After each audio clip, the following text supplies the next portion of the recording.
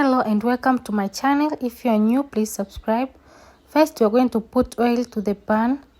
Then we're going to add onions. This is one big onion. We are going to stir the onion until it's golden brown like that. After that, we are going to add grated carrots and tomato.